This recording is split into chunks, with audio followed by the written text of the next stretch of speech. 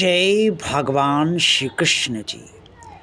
भगवान और आप चैनल के अत्यंत प्रिय श्रद्धालु दर्शकों और श्रद्धालु भक्तों, आज की इस वीडियो में जानिए श्रीमद् भगवद गीता धारा प्रवाह वीडियो के अंतर्गत आज छठे अध्याय का तीसरा एपिसोड आप सबके समक्ष प्रस्तुत किया जा रहा है। बहुत ध्यान से सुनिए आज का वीडियो और समझने का पूरा प्रयास भगवान श्री कृष्ण के प्रति समर्पित होकर करने का प्रयास पूरा कीजिए। प्रिय श्रद्धालु भक्तों, कुरुक्षेत्र के मैदान में अर्जुन को समस्त ज्ञान देते हुए भगवान श्री कृष्ण ने ये बताया कि योग करने वाले को किस प्रकार से क्या करना चाहिए और कैसे उसे योग युक्त समझा जाना चाहिए। भगवान श्री कृष्ण ने जो बताया वो श्रीमद् भगवद गीता के अध्याय 6 में श्लोक 16 में और 17 और 18 में स्पष्ट तौर पे वर्णित है। श्लोक 16 में भगवान श्री कृष्ण ने जो कहा वो स्पष्ट तौर पे वर्णित है। नात्यशतस्तु योगो अस्ति न चैकांत मनश्रता न चाति सो प्रशीलस्य जाग्रतो नैव चार्जुन। हे अर्जुन, ये योग ना तो बहुत खाने वाले का, ना बिल्कुल ना खाने वाले का, ना बहुत शयन करने के स्वभाव वाले का और सदा जागने वाले का ही सिद्ध होता है।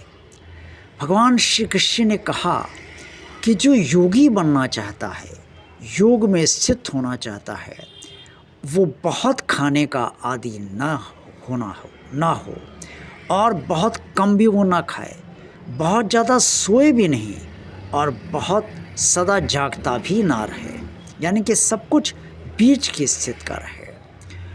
उसके बाद भगवान श्री कृष्ण ने अर्जुन से कहा, युक्ताहार विहारस्य युक्तचेष्टस्य कर्मसु युक्तसो प्राणवबोधस्य योगो भवति दुःखः। ये अध्याय 6 का 17वां श्लोक है।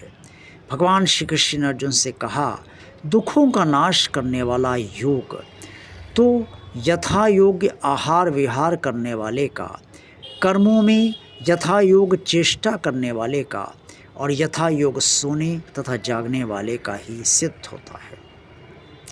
भगवान श्री कृष्ण ने बताया कि योग में स्थित योगियों का योग तभी सिद्ध होता है जब वो यथा योग्य अपना आहार विहार रखें और जो आवश्यक कर्म है वो अवश्य करें और यथा योग्य सोएं और जागें, यानी कि न नींद ज़्यादा हो न नींद कम हो, तभी उनका योग सिद्ध होता है।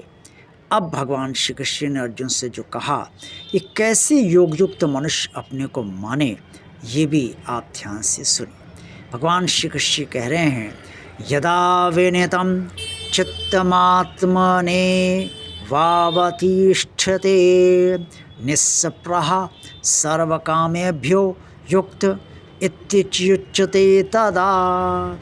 अत्यंत वश में किया हुआ चित्त जिस काल में परमात्मा में ही भली भांति स्थित हो जाता है, उस काल में संपूर्ण भोगों से स्पृहा रहित पुरुष योग युक्त है, ऐसा कहा जाता है। भगवान श्री कृष्ण ने कहा कि योग में स्थित मनुष्य जो इस तरीके से योग करता है, उसका चित्त धीरे धीरे परमात्मा में स्थित होता जाता है, यानी कि परमात्मा से जुड़ता जाता है।